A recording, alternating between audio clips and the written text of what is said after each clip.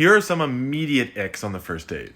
So I asked a bunch of my friends today, both guys and girls, what's an ick on the first date that like you're done? Like if this happens, like you're cut, like it's over, like there's no second date, not even a question.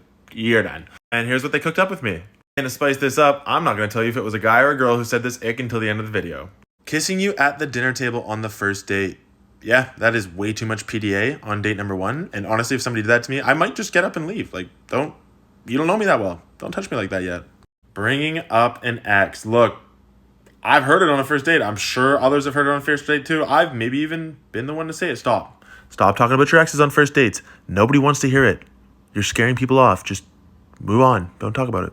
Putting down their family or friends. Yeah, just, again, positive energy on the first date. If you're already talking shit about your family or friends on the first date, like you don't even know that person yet and they're already roasting them, imagine what they're going to say about you when they get to know you better. Yeesh. Being visibly hungover.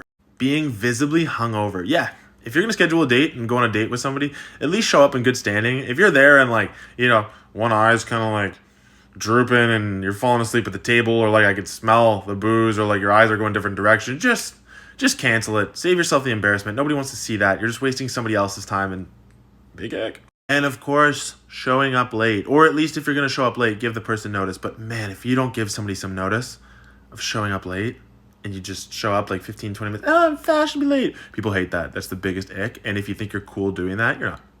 You're not. All right, so what ick came from guy or girl? Let's find out. So kissing you at the dinner table. This one came from a guy. A guy said, please don't kiss me at the dinner table on a first date. Bringing up an ex. This actually came from both guys and girls. Look, we've all been there. But respectfully, both guys and girls, don't bring up exes. Putting down their family or friends. This one came from a girl. Being visibly hungover. Boom. Plot twist. This one actually came from a guy.